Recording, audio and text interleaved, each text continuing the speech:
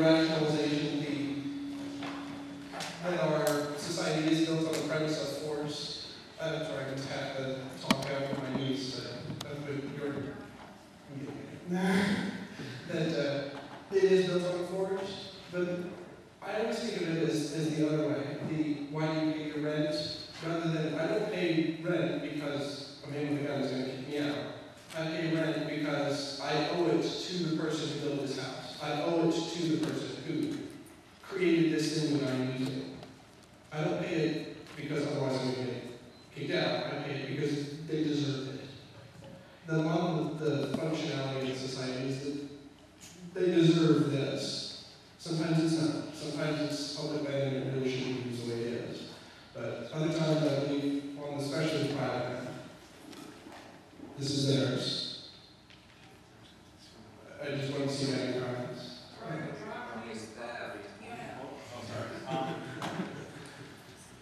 Yeah, I think that this is my own again.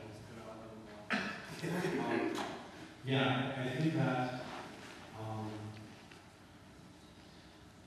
I have recently been kicked out of the Anarchy Club, or the Church of Anarchy, depending on how you want to put it, because I didn't adhere to all their dogma. And one of the things that, I don't know if you want to say this, we might talk about it, but I actually do believe in, like, to a certain degree, intellectual property rights. When people ask if they can copy my books, I always say you can copy them as long as you ask my permission and do it one at a time. But I don't give carte blanche permission for people to do whatever they want with it. And then I get accused of being a capitalist pig and so on sometimes. And also being accused of being pro-civilization. But the thing is, like, Maycom mask maker, a mask maker, the Macomb people in Washington, if they make a mask, other families can use it, but only with permission of the mask maker. And so I think that what you're saying about paying for something is a wonderful community building impulse, that people should receive something for the efforts that they have made. And I think where we might, and I don't know if we disagree, but where we might end up disagreeing is that I think within capitalism, that gets turned into a toxic mimic of a toxic mimic is something that maintains the form but perverts the content of the original impulse. And so I think that if you were to catch some fish, or if you were to catch some tofu, and give it to me, then I know it's pretty squishy. Then it would be important for me to give something back to you as some part of a gift, or to make some sort of tribal gift exchange. The problem is that when two things. One is when choice is removed by the system, and the other is there's a difference between you catching a fish or tofu, whatever, cucumber, and me paying ADM or cargo to huge corporations.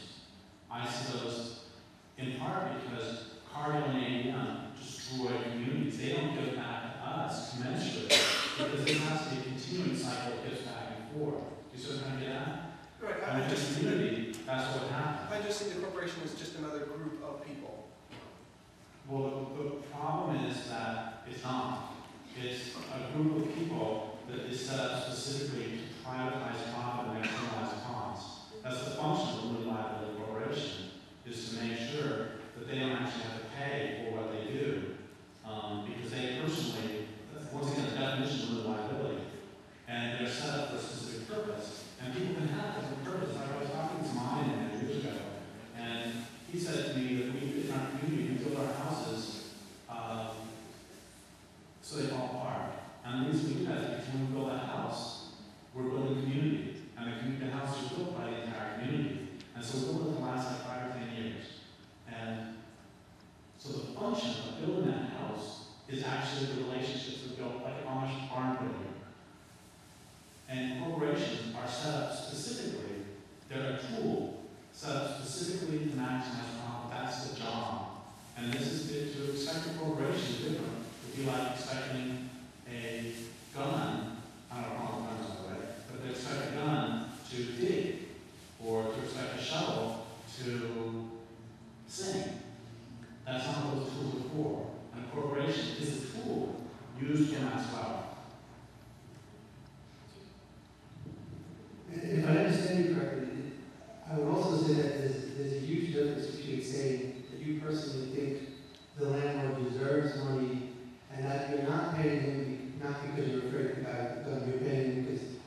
deserves it. If you woke up tomorrow morning and decided he no longer deserves it because the apartment's been run down, the guy with the gun comes into the picture. He's always there. So you can personally decide, well, by the way, it's cool, this apartment's great, it's a great rate, it's been stabilized, it's excellent, and he's a great guy, and I call him with distinctly trusted, and he says 2 seconds, he deserves it. But if he becomes the worst landlord in the world tomorrow, and you decide he doesn't deserve it, you can't stop paying, unless you want to live in the street. That's where we need to keep the society open and to say, you know, I'm out of here, I'm going to find another apartment. Or, Well, that's it, you can stop paying by moving. right. But you couldn't live there and not pay, Right. whether you think he deserves it or not. Correct. So your choice of whether he deserves it or not is ultimately irrelevant, because the system has decided he deserves it. And you as tenant have to pay him more than everything else shows up. Right. But the hope is that there's always that other building. Did you say hope? Next question.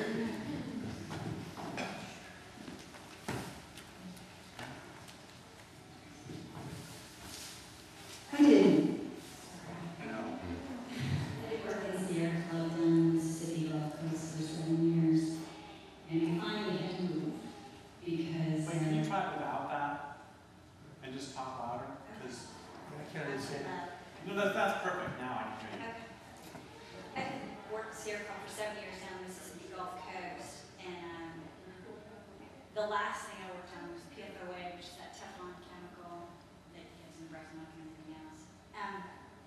Anyway, so we kind of scoured the coast. We eventually actually got a bill presented, went to the legislature with it, and the bill basically said that we want to make sure that chemicals are safe before dumping them in the Pascagoula River, what the bill said.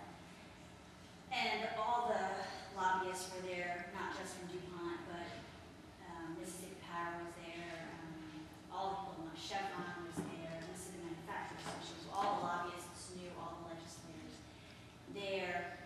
And we expected to lose, because we always do.